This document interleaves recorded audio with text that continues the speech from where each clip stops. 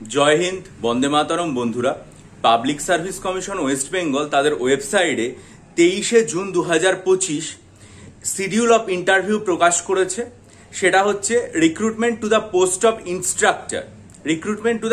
Instructor. এটা হচ্ছে training and skill development ডিপার্টমেন্টের আন্ডারে। ঠিক আছে, তা এই যে পরীক্ষা সেটার অ্যাডভার্টাইজমেন্ট প্রকাশিত হয়েছিল কবে?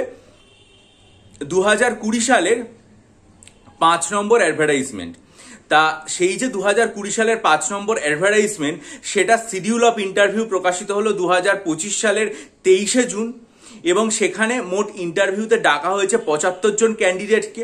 যে সমস্ত ক্যান্ডিডেটকে ডাকা হয়েছে তারা যে মার্কস অবটেন করেছেন, অর্থাৎ যেটাকে আমরা সাদা বাংলায় কাট অফ মার্কস বলি, সেই কাট অফ মার্কস তো এখানে general category, OBC A, OBC B, SC, P, WBD, এই যে সমস্ত ক্যান্ডিডেটরা রয়েছেন তাদের প্রত্যেকের ক্ষেত্রে এখানে খুব স্পষ্টভাবে বলে দেওয়া হয়েছে, এবং তাদের যে ইন্টারভিউ ডেট জুলাই মাসে কবে কবে পড়েছে সেটাও কিন্তু ওয়েবসাইটে খুব সুস্পষ্টভাবে ব্যাখ্যা করে দেওয়া হয়েছে। অর্থাৎ যে সমস্ত পরীক্ষার্থীরা এই ইন্টারভিউর জন্য সিলেক্টেড হয়েছেন তাদের প্রত্যেককে এই চ্যানেলের তরফ থেকে অনেক অনেক শুভকামনা, এবং আশা করি আপনারা দ্রুত এই পরীক্ষাটা দেবেন এবং যথাযথ উপায়ে নির্বাচিত হয়ে আপনারা আত্মনির্ভর হয়ে উঠবেন এবং চাকরিতে যুক্ত হবেন। ঠিক আছে, এই পরীক্ষার ইন্টারভিউ লিস্টটা প্রকাশিত হলো এবং দেখলাম 2020টা 2025 সালে বেরিয়েছে, এবং সেই জন্যই এই ভিডিওটা আপনাদের জন্য করে দেওয়া, যাতে আপনারা ওয়েবসাইটে গিয়ে যারা যারা দেখেছে, মানে যারা যারা ডাক পেয়েছেন, তারা যদি এই এখনো পর্যন্ত চেক না করে থাকেন তাহলে চেক করে নিতে পারেন। ঠিক আছে, এবার আজকে আমরা যে বিষয়টা নিয়ে আলোচনা করব সেটা হচ্ছে যে এই যে পরীক্ষাটা, সেটার ক্ষেত্রে অপশনাল সাবজেক্ট কিভাবে চুজ করা যেতে পারে।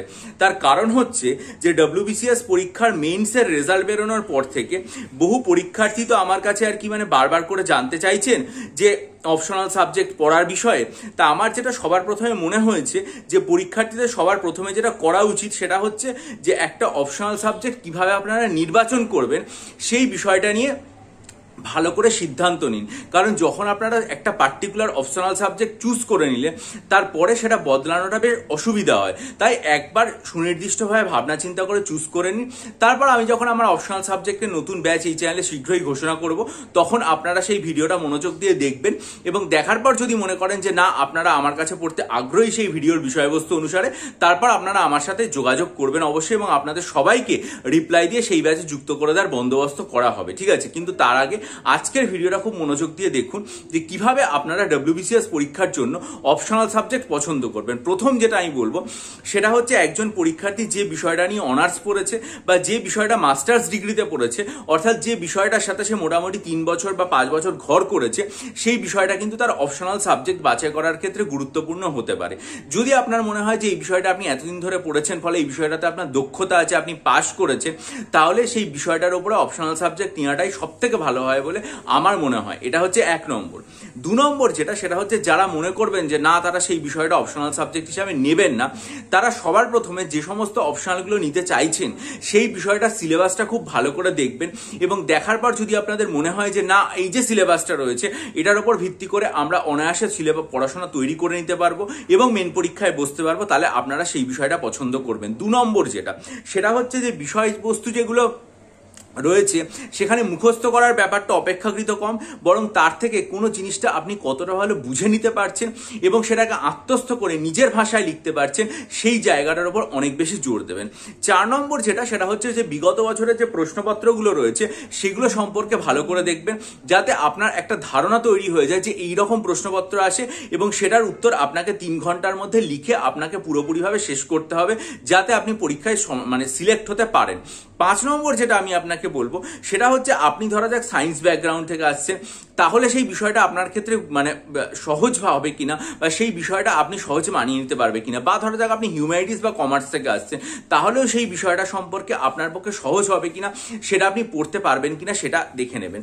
6 নম্বর যে বিষয়টা আমি আপনাকে বলবো সেটা হচ্ছে যে আপনি সেই বিষয়টা আপনার মাতৃভাষায় লিখতে পারছেন কিনা। কারণ দেখুন, আপনি কোনো একটা বিষয় ইংরেজিতে লিখতেই পারেন, কিন্তু তার থেকেও যদি আপনি সেই বিষয়টা সম্পর্কে মাতৃভাষায় মাতৃভাষায় প্রস্তুতি নিতে পারে তাহলে কিন্তু সেটা আপনার ক্ষেত্রে অনেক সুবিধাজনক হবে।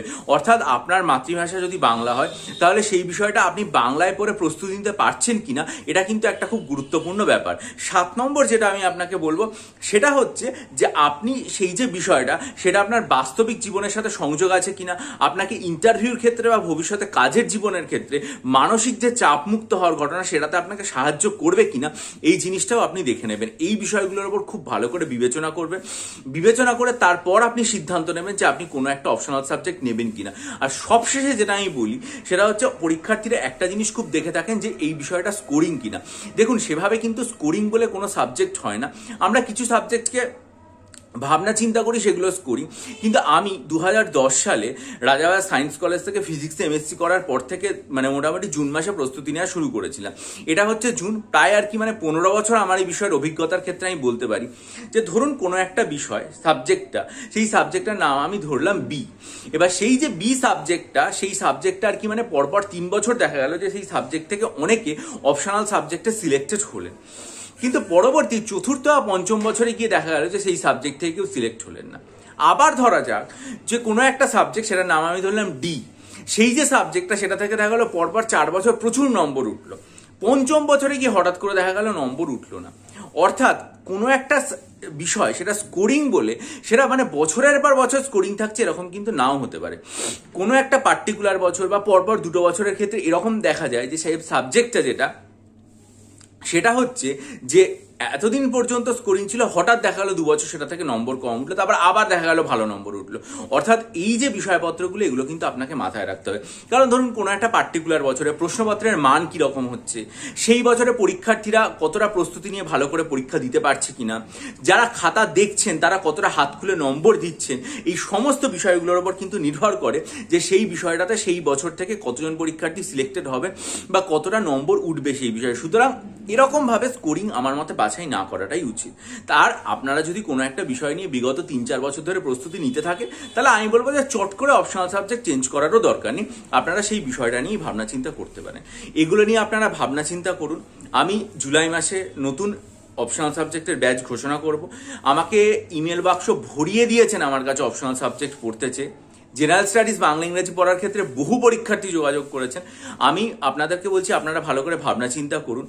আগে অপশনাল সাবজেক্টের ব্যাচটা ঘোষিত হবে এবং তারপরে জেনারেল স্টাডিজ এবং ডেসক্রিপটিভ বাংলা ইংরেজি রাইটিং এর কম্বাইন্ড ব্যাচ আসবে। আপনারা ভালো করে ভাবনা চিন্তা করে নিন কোন বিষয়ে অপশনাল নেবেন। তারপর আমার ভিডিওটা মনোযোগ দিয়ে দেখে যদি আগ্রহ বোধ করেন আমার কাছে পড়ার জন্য তাহলে অবশ্যই আমার সাথে যোগাযোগ করবেন। কিন্তু আমি বলবো যে একটা অপশনাল সাবজেক্ট একবার চুজ করে নেওয়ার পর সেটা থেকে বেরিয়ে না যাওয়াই ভালো। আপনারা ভালো করে এই ভিডিওটা থেকে ভাবনা চিন্তা করান এবং সেটার খোরাক জোগানোর জন্য আপনাদের সামনে এই ভিডিওটা আমি রাখলাম।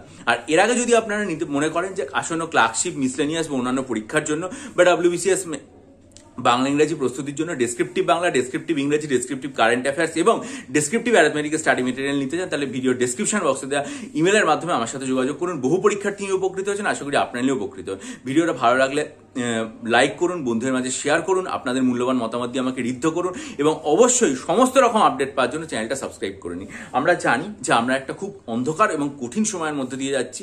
এইরকম অবস্থায় আমাদের মনের যন্ত্রণা হয়, আমাদের মানসিক দৃঢ়তা ভেঙে যায়, তবুও আমাদের লেখাপড়া চালাতে হবে। আশা করি সেই লেখাপড়া চালানোর যে প্রাত্যহিক ক্রিয়া এবং নিয়মিত সেটা পড়ে যাওয়ার জন্য আমি আপনাদের পাশে থাকবো। ভালো থাকুন, বিজয়ী হন, সফল হন।